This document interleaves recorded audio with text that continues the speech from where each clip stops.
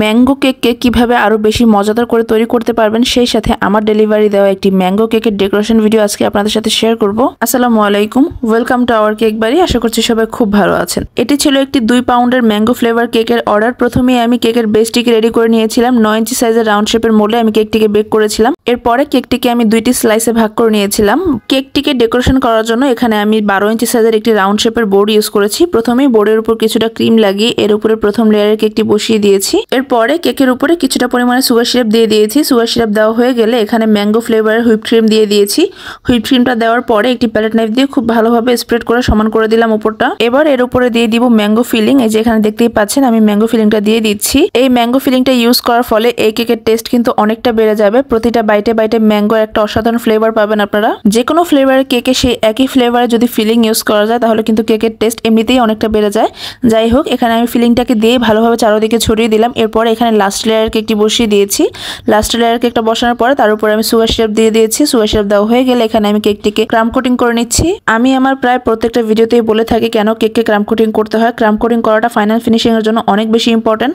যাই হোক, এখানে অল্প একটু ক্রিম দিয়ে আমি পুরো কেকটাকে ভালোভাবে কভার করে দিচ্ছি হালকা হাতে চেপে চেপে। এতে করে কেকের যে একটা গুরু গুরু ভাব আছে সেটা ফাইনাল ফিনিশিং এর উপরে উঠে আসবে না এবং ফাইনাল ফিনিশিংটা অনেক বেশি স্মুথ আর সুন্দর হবে। ক্রাম কোটিং করার পরে কেকটিকে কিছুক্ষণের জন্য ফ্রিজে সেট হতে রেখে দিয়েছিলাম। এরপর ফ্রিজ থেকে বের করে এবার কেকের উপরে ফাইনাল লেয়ারের ক্রিম অ্যাপ্লাই করছি। ক্রিমটা অ্যাপ্লাই করা হয়ে গেলে আমি কেকটিকে ভালোভাবে ফিনিশিং দিয়ে দিব একটি প্যালেট নাইফ দিয়ে। আপনারা যারা আমার কাছে কেক অর্ডার করতে চান তারা কিন্তু আমার ফেসবুক পেজ কেক বাড়িতে ইনবক্স করতে পারেন। পেজের লিঙ্কটা আমি নিচে ডেসক্রিপশন বক্সে অ্যাড করে দিব। আমাদের কাছে কিন্তু আপনারা সব ধরনের ফ্লেভারের কেক পেয়ে যাবেন। আপনারা আপনাদের পছন্দ মতন যে কোনো ধরনের ফ্লেভার এবং যে কোনো ধরনের ডিজাইনে কেক কাস্টমাইজড করেও নিতে পারবেন। কাস্টমাইজড কেকের ক্ষেত্রে মিনিমাম 3 থেকে 4 দিন হাতে সময় রেখে অর্ডার কনফার্ম করতে হবে। আমরা শুধুমাত্র ঢাকা সিটির মধ্যে কেক ডেলিভারি করে থাকি, এর বাইরে কিন্তু আমরা কেক ডেলিভারি করি না। এই তো কথা বলতে বলতেই আমি কেকটিতে ফিনিশিং দিয়ে দিচ্ছি। একটি প্যালেট নাইফ দিয়ে আমি কেকের সাইডটাকে ভালোভাবে সমান করে এরপর উপরটাকে সমান করে দিচ্ছি।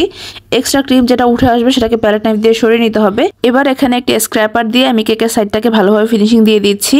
স্ক্র্যাপারটাকে একটা সাইডে ধরে এরপর টার্ন টেবিলটি ঘোরালে কেকটাকে খুব সুন্দর স্মুথ ফিনিশিং চলে আসবে। এরপরে উপরে যে এক্সট্রা ক্রিম উঠে আসবে সেটাকে প্যালেট নাইফ দিয়ে সরিয়ে নিতে হবে এবং উপরটাকে খুব সুন্দর করে ফিনিশিং দিয়ে দিতে হবে। এই তো আমার কেকটিতে ফিনিশিং দেওয়া হয়ে গিয়েছে। দেখতেই পাচ্ছেন কত সুন্দর আর স্মুথ ফিনিশিং এসেছে।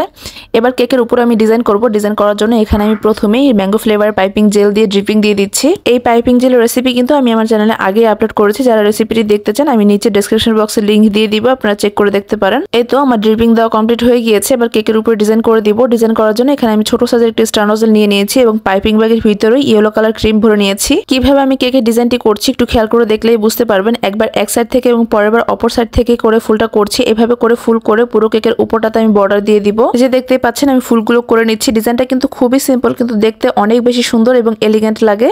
এই তো আমার ফুলটি করা কমপ্লিট হয়ে গিয়েছে। এবার ওই সেম নজল দিয়ে আমি কেকের নিচেও একটি বর্ডার করে দিচ্ছি।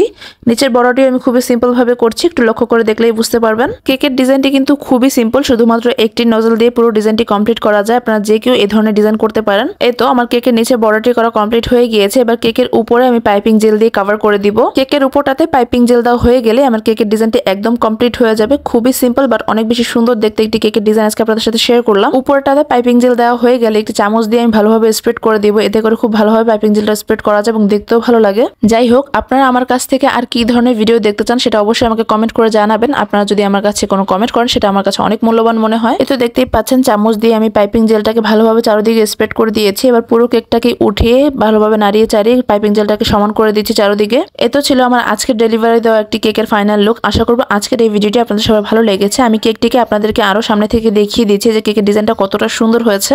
আজকের এই ভিডিওটি আপনাদের ভালো লাগলে একটি করে লাইক, শেয়ার এবং কমেন্ট করে যাবেন। সেই সাথে আমার ইউটিউব চ্যানেলটিকে সাবস্ক্রাইব করতে ভুলবেন না। সবাই খুব ভালো থাকবেন। আল্লাহ হাফেজ সবাইকে।